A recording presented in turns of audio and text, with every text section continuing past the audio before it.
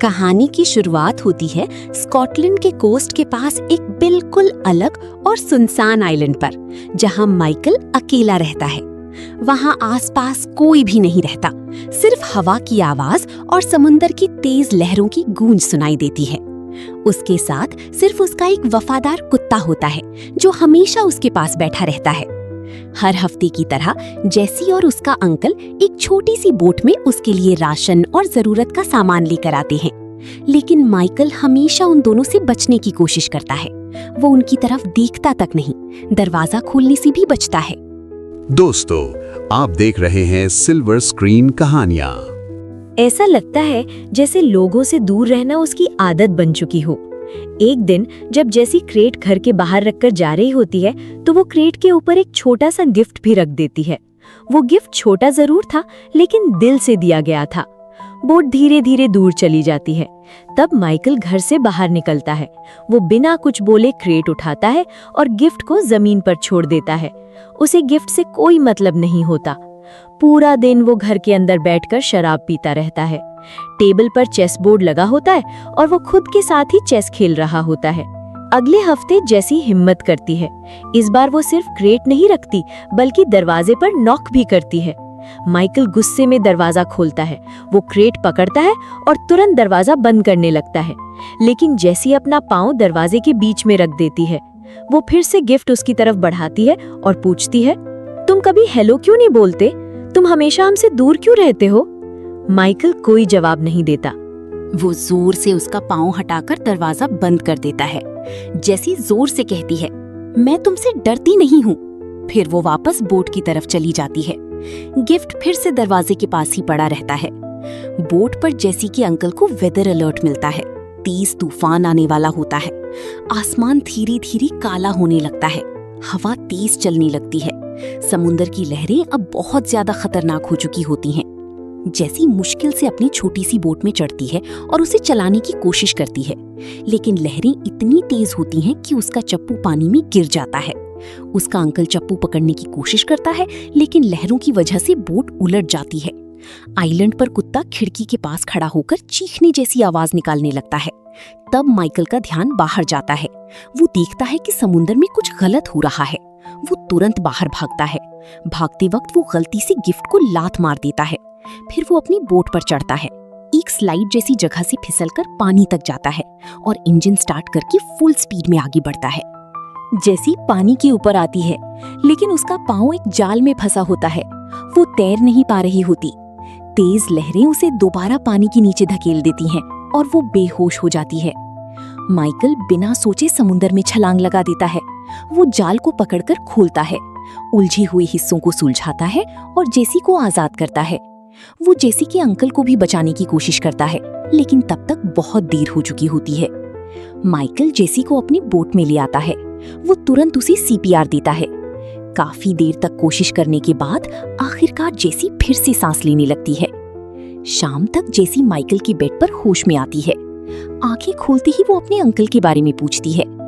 Michael धीरे से सच बता देता है। ये सुनते ही जेसी रो पड़ती है। पूरा दिन वो बेड पर ही लेटी रहती है। माइकल चुपचाप काउच पर सो जाता है। सुबह माइकल उसका एंकल चेक करता है। वो सूजा हुआ होता है और जाल की वजह से उस पर कट भी लग गया होता है। जेसी पूछती है, तुमने पुलिस को कॉल क्यों नहीं किया? क्या किसी को पता भी है कि मैं यहाँ हूँ? माइकल सिर्फ इतना कहता है, रेस्ट करो। जब माइकल पानी लेने के लिए बाहर जाता है, तब जेसी अचानक गुस्से में बोल पड़ती है, मुझे इस आइलैंड से वापस अपने घर जाना है। वो कहती है कि उसका फैमिली उसे ढूंढ रहा होगा, लेकिन माइकल जानता होता है कि जेसी की माँ मर चुकी है और उसका बाप कभी उससे मिला ही नहीं, यानी असल में उसका कोई फैमिली नहीं है। जब माइकल बाहर जाता है तो जेसी बेड से उठती है और उसके डेस्क में कुछ ढूंढने लगती है। उसे वहां एक चाकू मिलता है।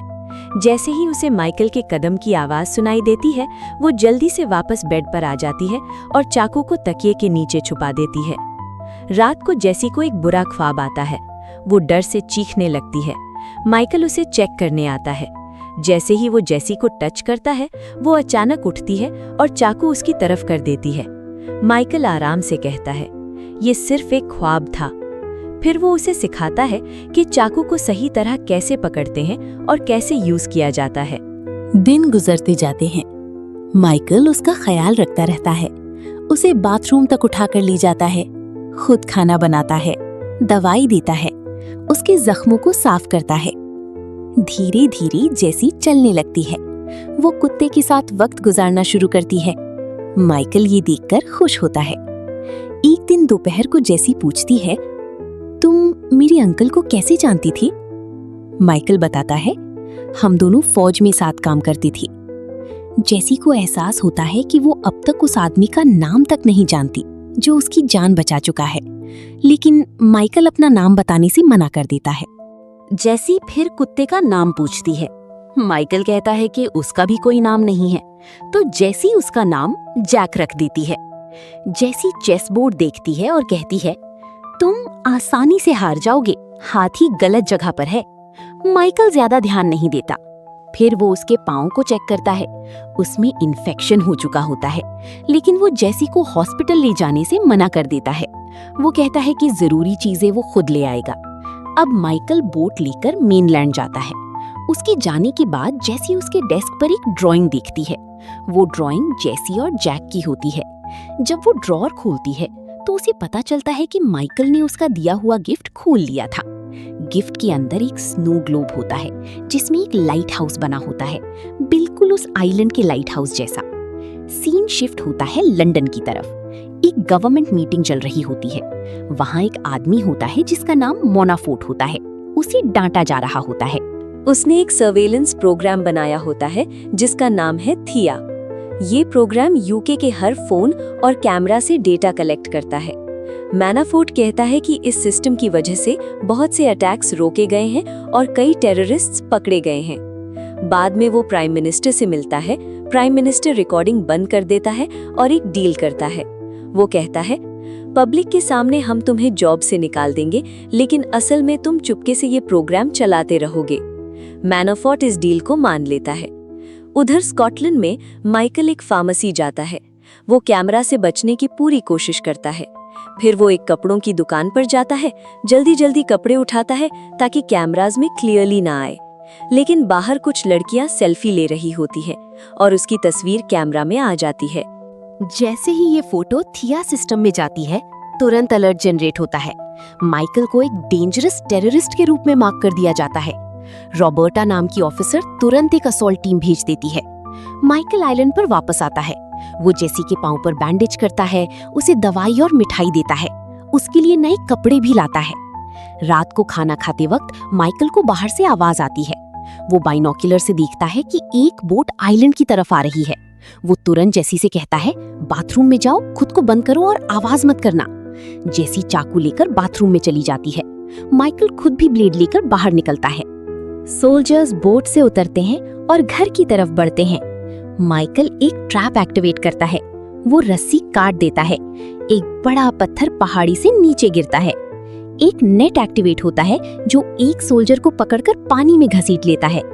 माइकल एक तेज लाइट ऑन करता है। सोल्जर्स ने नाइट विजन गॉगल्स पहने होते हैं, इस वजह से वो कुछ देर के लिए अंधे हो जाते हैं। वो गॉगल्स उतारते हैं और फायरिंग शुरू कर देते हैं। एक सोल्जर माइकल का पीछा करता हुआ पहाड़ी पर चढ़ जाता है। माइकल पीछे से लैंटर्न तोड़कर उसके सर पर मार देता है और फ्लेयर गन से उसके जिस्म को आग लगा देता है। दूसरा सोल्जर ऊपर आता है। माइकल उस पर चाकू से वार करता है और उसे नीचे गिरा देता है। इसी दौरान एक सोल्जर घर के अंदर घुसता है और जैक तुरंत उस पर हमला कर देता है। जैक तुरंत सोल्जर पर झपटता है और उस पर जोरदार हमला करता है।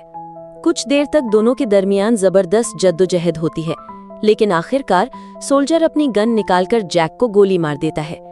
जैक वहीं पर गिरकर मर जाता है। सब कुछ एक ही पल में खत्म हो जाता है। फिर वो सोल्जर बाथरूम के दरवाजे के पास जाता है। वो जोर से लात मारकर दरवाजा तोड़ देता है। वो आसानी से जेसी के हाथ से चाकू छीन लेता है। उसके दोनों हाथ पकड़कर जबरदस्ती उसे बाहर ले जाता है। इसी वक्त गैरेज के अंदर एक और सोल्जर माइकल को ढूंढ रहा होता है। वो इधर उधर टॉर्च घुमाता है। माइकल अंधेरे में छुपकर खड़ा होता है। जैसे ही सोल्जर आगे बढ़ता है, माइकल एक और ट्रैप एक्टिवेट करता है। ऊपर से एक बड़ा लोहे का हुक तेज रफ्तार से नीचे आता है और सोल्जर के जिस्म को चीर कर निकल जाता है। वो आदमी दर्द से चीखता हुआ हवा में लटक जाता है। माइकल रस्सी कस के बांध देता है ताकि वो लटकता रहे। फिर वो तुरंत साइड में अंधेरे में छुप जाता है। कुछ देर बाद एक और सोल्जर वहां आता है। माइकल बिना वक्त जाया किए उस पर झपट पड़ता है। वो उसका वेपन छीन लेता है। दोनों के दरमियान जबरदस्त हैंड टू हैंड फाइट शुरू हो जाती है। माइकल उस सोल्जर को 3 दफा चाकू मारता है, लेकिन फिर भी वो सोल्जर लड़ता रहता है। वो बहुत ताकतवर होता है। आखिर माइकल पास पड़ा एक चप्पू उठाता है और उसके सर पर जोर से मारता है। सोल्जर लड़खड़ाकर गिर जाता है। माइकल चप्पू उसकी गर्दन पर दबा देता है जब तक उसकी सांस रुक नहीं जाती। तभी अचानक माइकल को जेसी की चीख सुनाई देती है। उसकी आवाज डर और दर्द से भरी होती है। माइकल तुरंत मरे हुए सोल्जर की गन उठाता है और भागते हुए बाहर निकलता है। वो किडनैपर के पांव पर गोली मारता है ताकि वो गिर जाए। गोली लगते ही वो नीचे गिर जाता है। जेसी साइड पर हट जाती है। अब माइकल को क्लियर शॉट मिलता है। वो उस सोल्जर को भी खत्म कर देता है। जब माइकल नजदीक जाकर देखता है तो उसे पता चलता है कि एक सोल्जर के कपड़ों पर कैमरा लगा हुआ है। वो सब कुछ रिकॉर्ड हो रहा होता है। माइकल उसका पूरा इक्विपमेंट उठा लेता है। फिर वो जेसी से कहता है, यहीं रुकना, मैं अभी आता हूँ। माइकल घर के अंदर जाता है। वहां वो जैक को जमीन पर पड़ा देखता है, बिल्कुल खामोश। माइकल उसके पास बैठता है, उसके सर पर हाथ रखता है और धीरे से कहता है, सॉरी, मैं तुम्हें बचा नहीं पाया। फिर वो किसी को फोन करता है और धीरे से कहता है, मैं आ रहा हूँ और मेरे पास बैगेज है। कॉल खत्म करते ही वो फोन की बैटरी निकाल देता है ताकि कोई सिग्नल ट्रेस ना कर सके। फिर माइकल और जेसी सोल्जर की बोट पर बैठकर आइलैंड छोड़ देते हैं। समंदर में गहरा अंधेरा होता है, लेकिन दोनों वहां से निकल जाते हैं। कुछ ही देर में रोबर्टा को पता चल जाता है कि उसकी टीम फेल हो गई है। वो तुरंत एक स्पेशल एजेंट भेजने का ऑर्डर देती है और अपनी टीम से कहती है, जेसी का बैकग्राउंड निकालो, पता करो वो कौन है।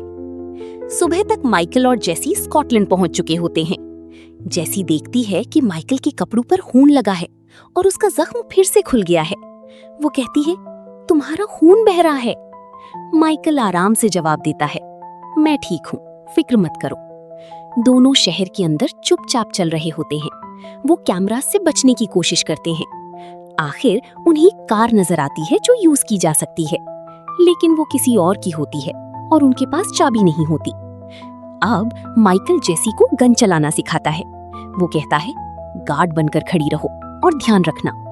फिर वो सामने वाली घर के अंदर घुस जाता है। माइकल चुपके से घर के अंदर घुसता है। वो इधर उधर कार की चाबी ढूंढने लगता है। तभी एक छोटा बच्चा उसे देख लेता है।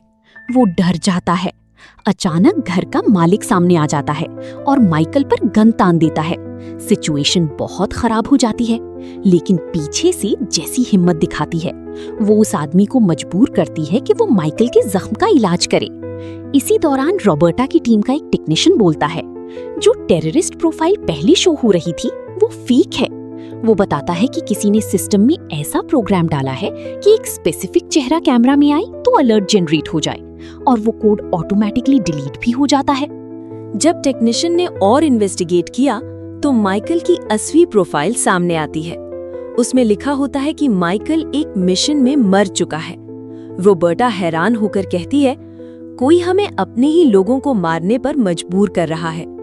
टेक्नीशियन उसकी मिशन फाइल खोलने की कोशिश करता है, लेकिन सिस्टम बताता है कि वो फाइल एग्जिस्ट ही नहीं करती। तभी स्कॉटलैंड से एक इमरजेंसी कॉल आती है। एक बच्चा रोता हुआ कह रहा होता है, एक आदमी और एक लड़की ने मेरे पापा को पकड़ लिया है। रॉबर्टा तुरंत नई टीम भेजती है और पहले वाले स्पेशल एजेंट को भी एक्टिवेट करती है। उधर मैनाफोर्ट अपने सिस्टम से सब कुछ देख रहा होता है। वो शॉक हो जाता है जब उसे पता चलता है कि माइकल जिंदा है। जब वो सुनता है कि रॉबर्टा एक स्पेशल एजेंट भेज रही है तो वो उस एजेंट से पहले कांटेक्ट करता है। वो कहता है, ये एक ब्लैक ऑपरेशन है, तुम सिर्फ मुझे रिपोर्ट करोगे। वो एजेंट वर्कमैन होता है जो पहले से मैनाफोर्ट का वफादार होता है। मैनाफोर्ट ऑर्डर देता है, माइकल और जेसी दोनों को मार दो। घर का मालिक माइकल के जख्म का इलाज करता है। वो वहां से निकलना चाहते हैं, लेकिन पुलिस ने पूरी बिल्डिंग को घेर लिया होता है। घर के मालिक का बेटा मान लेता है कि उसने ही पुलिस को कॉल किया था। पुलिस को ऑर्डर होता है कि वो अटैक ना करें, लेकिन जैसे ही घर का मालिक दरवाजा खोलने जाता है, वर्कमैन सीधा उसके सर पर गोली मार देता है। माइकल वक्त पर बच्चे को रोक लेता है, वरना वो भी मर जाता। वर्कमैन पुलिस की गाड़ियों पर फायरिंग करता है और उन्हें डिस्ट्रॉय कर देता है। माइकल और जेसी पीछे के दरवाजे से भागने लगते हैं, लेकिन 2 पुलिस वाले उनके सामने आ जाते हैं। माइकल अकेला ही दोनों से लड़ता है और कुछ सेकंड्स में उन्हें बेहोश कर देता है। तीसरा पुलिस वाला आता है, माइकल उसे एक पंच में गिरा देता है। वो पुलिस वालों के वेपन्स भी ले लेता है। बाकी पुलिस वाले रोकने की कोशिश करते हैं, लेकिन माइकल पेपर स्प्रे और टीजर से सबको गिरा देता है। आखिरी पुलिस वाला लड़ने की कोशिश भी नहीं करता, माइकल उससे सीधा चाबी ले लेता है। अब माइकल और जेसी पुलिस की कार में बैठकर भागते हैं। बाहर निकलते वक्त माइकल की गाड़ी कुछ कार से टकराती है, लेकिन वो फिर भी बचकर निकल जाता है। रोबर्टा कैमरास पर सब कुछ देख रही होती है। वो वर्कमैन को कॉल करने की कोशिश करती है, लेकिन वो अपना कम्युनिकेशन बंद कर चुका होता है। वर्कमैन उनका पीछा करना शुरू करता है। वो अपनी गाड़ी से उनकी कार को टक्कर मारता है। माइकल स्पीड बढ़ा देता है। वर्कमैन उन पर फायरिंग करता है। गोली कार की विंडो तोड़ देती है, लेकिन दोनों बच जाते हैं। वर्कमैन लगातार उन्हें हिट करता रहता है। जंगल के रास्ते दोनों कार्स भाग रही होती हैं। माइकल अचानक शार्प टर्न लेता है ताकि वर्कमैन कंफ्यूज हो जाए, लेकिन वर्कमैन भी एक्सपीरियंस्ड होता है। वो तुरंत फॉलो करता है। वो फिर से कार को हिट करता है। वर्कमैन फायरिंग करता है, लेकिन माइकल जिगजैग ड्राइव करके बुलेट से बच जाता है। फिर माइकल अचानक स्लो हो जाता है। जैसे ही वर्कमैन आगे निकलता है, माइकल साइड से उसकी कार को जोर से हिट करता है। वर्कमैन की कार पलटकर क्रैश हो जाती है। माइकल इंश्योर करता है कि वो रोड से बाहर चली जाए। फिर वो और जेसी वहां से निकल जाते हैं। कुछ माइल्स बाद उन्हें एक कंस्ट्रक्शन साइट मिलती है। माइकल कहता है, अब हमें गाड़ी चेंज करनी होगी। उधर जंगल में वर्कमैन अभी भी जिंदा होता है। वो धीरे धीरे रोड की तरफ चल रहा होता है। तब एक पुलिस कार और एक आम आदमी की गाड़ी रोड ब्लॉक कर देती हैं। वर्कमैन तुरंत पुलिस ऑफिसर को गोली मार देता है। फिर वो एक सिविलियन को मजबूर करता है कि वो अपनी गाड़ी दे दे। उधर ऑफिस में रोबर्टा मैनाफोर्ट को कॉल करती है। वो पूछती है, क्या तुम माइकल को जानते हो? मैनाफोर्ट बताता है कि सालों पहले उसने एक सीक्रेट प्रोग्राम चलाया था जिसका नाम था ब्लैक काइट्स। ये बहुत ही डेंजरस एजेंट्स का ग्रुप था जो सीक्रेट मिशंस पर काम करता था। उनका कोई ऑफिशियल गवर्नमेंट रिकॉर्ड नहीं होता था। माइकल उन्हीं एजेंट्स में से एक था और सबसे ज्यादा टैलेंटेड भी। एक दिन उसे एक दूसरे मुल्क में एक इंटेलिजेंस ऑफिसर को मारने भेजा गया, लेकिन माइकल ने अपनी रिपोर्ट झूठी लिखी और खुद गायब हो गया। मैनाफोर्ट को शक था कि शायद माइकल दुश्मनों के साथ मिल गया है। वो रॉबर्टा से कहता है, अपनी पूरी ताकत लगा दो, उसे रोको। बाद में रॉबर्टा टेक्नीशियन से ब्लैक काइट सिस्टम हैक करवाती है। फाइल्स धीरे धीरे ओपन होने लगती हैं। उसमें पता चलता है कि माइकल ने एक ईरानियन साइंटिस्ट को भागने में मदद की थी।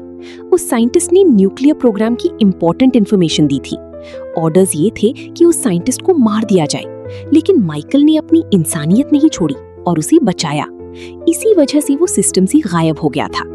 जब रॉबर्टा ये सब देख रही होती है, मैनाफोर्ट सीक्रेटली कैमरा से उस पर नजर रखता है। सिचुएशन और ज्यादा डेंजरस होती जा रही होती है। कुछ देर बाद जेसी माइकल से पूछती है, क्या तुम्हारा कोई फैमिली है? माइकल सीधा जवाब देता है, मेरा कोई फैमिली नहीं है। वो कहता है कि उसने कभी शादी नहीं की और ना ही बच्चे चाहिए, क्योंकि उसकी जिंदगी पहले ही बहुत डेंजरस थी। अगर फैमिली होती तो उनकी जान भी खतरे में होती। जैसी हल्का सा उदास होकर कहती है, मुझे मुश्किल जिंदगी भी मंजूर होती अगर मेरी माँ और अंकल वापस मिल जाते। उसकी आंखों में आंसू आ जाते हैं। फिर वो अपने बैग से एक फोल्डेड पेपर निकालती है। वो जैक की ड्राइंग होती है जो उसने खुद बनाई होती है। वो धीरे से कहती है, जैक तुम्हारा असल फैमिली था। कुछ देर सफर करने के बाद वो दोनों एक नए शहर पहुंचते हैं। वो अपनी सर झुकाकर सीधा चल रही होते हैं ताकि सिक्योरिटी कैमरास उनका चेहरा रिकॉर्ड ना कर सकें। लेकिन एक कार उनके पास से गुजरती है जिसमें डैश कैम लगा होता है और उनका चेहरा कैप्चर हो जाता है। कुछ ही देर में मैनाफोर्ट को उनकी एग्जैक्ट लोकेशन मिल जाती है। वो वीडियो एडिट कर देता है और उन्हें फुटेज से हटा देता है ताकि कोई और उन्हें ट्रैक ना कर सके। फिर वो उनकी लोकेशन सीधा वर्कमैन को भेज देता है। माइकल और जेसी एक लोकल चर्च के अंदर जाते हैं। वहां माइकल अपने पुराने दोस्त आर्थर से मिलता है। आर्थर बिना सवाल किए उन्हें अपनी कार में बिठाता है और जंगल के बीच अपने घर ले जाता है। घर शहर से दूर पेड़ों के बीच एक क्वाइट जगह पर होता है। किचन में जेसी कुछ अजीब मेडिसिन्स देखती है। उन्हें देखकर लगता है कि वो किसी सीरियस बीमारी की दवा है। उधर आर्थर माइकल को बताता है कि जब वो गवर्नमेंट जॉब छोड़ रहा था तो उसने थिया सिस्टम बनाने में मदद की थी। उसके पास अब भी उस सॉफ्टवेयर की एक कॉपी है। जब माइकल गायब हुआ था, आर्थर ने सिस्टम से उसकी असली फोटो हटाकर किसी रैंडम आदमी की फोटो डाल दी थी ताकि वो अपनी दोस्त को बचा सके। लेकिन बाद में मैनाफोर्ट ने उसे टेररिस्ट बना दिया। माइकल आर्थर से कहता है, जेसी का ख्याल रखना, मैं ये सब खत्म करके आता हूँ। आर्थर उदासी से मना कर देता है। तब जेसी बोल पड़ती है, आर्थर को कैंसर है। वो कहती है कि उसने ये इसलिए पहचाना क्योंकि उसकी माँ भी वही मेडिसिन्स लेती थी। जेसी को लगता है कि माइकल उसे छोड़कर जाना चाहता है। वो कहती है, मैं किसी पर बोझ नहीं बनना चाहती, मैं चली जाऊंगी। आर्थर कहता है कि उसके पास सिर्फ कुछ महीने बचे हैं। ये सुनकर माइकल एक पुराने ट्रैफिकर का एड्रेस पूछता है। आर्थर मना करता है और कहता है कि वो आदमी बहुत डेंजरस है, लेकिन माइकल कहता है कि उसके पास कोई और ऑप्शन नहीं है।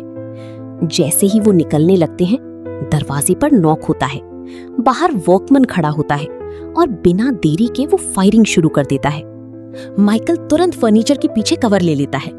जैसे ही वर्कमैन रूम के अंदर आता है, माइकल एक शेल्फ उसके ऊपर गिरा देता है। दोनों के दरमियान जबरदस्त फाइट शुरू हो जाती है। वो रूम की हर चीज को वेपन की तरह यूज करते हैं। कुर्सियां, टेबल, लैंप सब टूटने लगते हैं। इस धक्का मुक्की के दौरान एक गन जमीन पर गिर जाती है। दोनों हाईली ट्रेन्ड एजेंट्स होते हैं, इसलिए फाइट बहुत इंटेंस हो जाती है। आखिरकार वर्कमैन माइकल पर हावी हो जाता है। वो माइकल को दबा लेता है और उसे मारने ही वाला होता है। तभी जेसी गन उठाकर वर्कमैन पर तान देती है। वो चीख कर कहती है, रुक जाओ, लेकिन वर्कमैन तुरंत उस पर झपटता है और गन छीन लेता है। इसी पल माइकल पास पड़ी हुई नील गन उठाता है और वर्कमैन पर बार बार वार करता है। वर्कमैन पीछे हट जाता है। माइकल तुरंत जेसी को पकड़ता है और दोनों वहां से भाग निकलते हैं। वर्कमैन फिर से फायरिंग शुरू कर देता है, लेकिन तब तक माइकल, जेसी और आर्थर कार में बैठकर निकल चुके होते हैं। वर्कमैन भागते हुए उनका पीछा करता है, लेकिन देर हो चुकी होती है। मैनाफोर्ट उसे मैसेज भेजता है, काम खत्म हुआ या नहीं? वर्कमैन जवाब देता है, नहीं। मैनाफोर्ट गुस्से में अपनी टीम को रेडी करने का ऑर्डर देता है। शहर पहुंचकर आर्थर माइकल को एक फोन देता है और खुद अलग हो जाता है। अब माइकल और जेसी अकेले ड्राइव कर रहे होते हैं। जेसी कहती है, मुझे अपने साथ नेक्स्ट आइलैंड ले चलो। माइकल मना कर देता है। वो कहता है, मैं चाहता हूँ तुम एक बेहतर जिंदगी जियो। उधर रोबर्टा को टेक्नीशियन बताता है कि कोई थिया सिस्टम को छुपकर यूज कर रहा है। वो लोग एक ट्रैप सेट करते हैं। उधर लंदन में माइकल जानबूझकर कैमरास के सामने आता है। वो एक नाइट क्लब के अंदर जाता है। बाउंसर उसे रोकता है, लेकिन माइकल उसे इतना मारता है कि वो अंदर चला जाता है। मैनाफोर्ट कैमरा पर उसका चेहरा देख लेता है और लोकेशन ट्रेस करने की कोशिश करता है, लेकिन सिस्टम तुरंत ब्लॉक हो जाता है। अब रॉबर्टा को समझ आ जाता है कि मैनाफोर्ट ही सबके पीछे है। क्लब के अंदर माइकल और जेसी एक ट्रैफिकर कमल से मिलते हैं। माइकल कहता है, जेसी के लिए नई आइडेंटिटी चाहिए। कमल पूछता है, मैं तुम्हारी मदद क्यों करूं? माइकल कहता है, तुमने मैनाफोर्ट को बहुत लोगों की इन्फो दी है। अगर मैं पकड़ा गया तो सब एक्सपोज कर दूंगा। फिर माइकल जानबूझकर कैमरा में अपना चेहरा दिखाता है। वो कहता है कि एजेंट्स जल्दी ही यहाँ पहुंचने वाले हैं। कमल मजबूर हो जाता है मदद करने के लिए। कुछ देर में डॉक्यूमेंट्स रेडी हो जाते हैं। बोट 30 मिनट में निकलने वाली होती है। माइकल और जेसी क्लब से निकलने लगते हैं, लेकिन मैनाफोर्ट की टीम वहां पहुंच चुकी होती है। माइकल एक एजेंट पर हमला करता है और उसकी गन छीनकर उसे मार देता है। लाउड म्यूजिक की वजह से किसी को पता नहीं चलता। फिर वो ब्रोकन ग्लास से दूसरे एजेंट को भी मार देता है, लेकिन तीसरे एजेंट को गोली लगते ही लोगों को शक हो जाता है। क्लब में पैनिक फैल जाता है। माइकल और जेसी भागकर बाथरूम कॉरिडोर की तरफ जाते हैं, लेकिन वहां भी एक एजेंट मिल जाता है। शूट आउट शुरू हो जाता है। माइकल उसका ध्यान भटकाकर जेसी को वापस क्लब में ले आता है। वहां एजेंट्स उसे घेर कर पीटना शुरू कर देते हैं। जेसी मदद करने आती है, लेकिन एक आदमी उसे गिरा देता है। माइकल उस आदमी को गोली मार देता है। अब क्राउड पैनिक में भागता है। इस हंगामे में एक एजेंट जेसी को किडनैप कर लेता है। उधर माइकल आर्थर को कॉल करता है। आर्थर कैमरा से किडनैपर को ट्रैक कर रहा होता है और माइकल को डायरेक्शन देता है। जेसी को एक वैन के पीछे फेंका जाता है। इसी वक्त रॉबर्टा की टीम भी वहां पहुंचकर रोड ब्लॉक कर देती है। माइकल समझता है कि वो भी एनिमीज हैं और उनसे लड़ते हुए आगे बढ़ता है। वो एक एक करके सबको गिरा देता है। आखिर वो जेसी तक पहुंच जाता है। तभी वर्कमैन वहां आ जाता है, लेकिन माइकल और जेसी एक बाइक चुराकर वहां से निकल जाते हैं। समुंदर के किनारे एक प्लेटफॉर्म पर जेसी रो रही होती है। वो माइकल के बिना नहीं जाना चाहती। तभी अचानक गोली चलती है। माइकल जेसी को जोर से बोट पर धक्का देता है ताकि वो सेफ निकल जाए। अब माइकल और वर्कमैन आमने सामने होते हैं। दोनों एक दूसरे पर फायरिंग करते हैं जब तक गोलियां खत्म नहीं हो जाती। फिर दोनों हाथ से लड़ना शुरू कर देते हैं। पाइप्स और चेन से अटैक होता है। वर्कमैन माइकल का गला दबा देता है, लेकिन माइकल उसे नीचे गिरा देता है। वो चेन को पाइप पर लपेटकर वर्कमैन के सर पर जोरदार वार करता है और आखिरकार वर्कमैन मर जाता है। कुछ वक्त बाद मैनेफोर्ट अपने बड़े घर में खड़ा होता है। वो खिड़की से बाहर देखता है। 2 गार्ड्स मरे हुए पड़े होते हैं। जैसे ही वो मुड़ता है, माइकल उसके पीछे खड़ा होता है। दोनों के दरमियान ब्लैक काइट्स प्रोजेक्ट पर बहस होती है। आखिर में माइकल सीधा उसके सर में गोली मार देता है।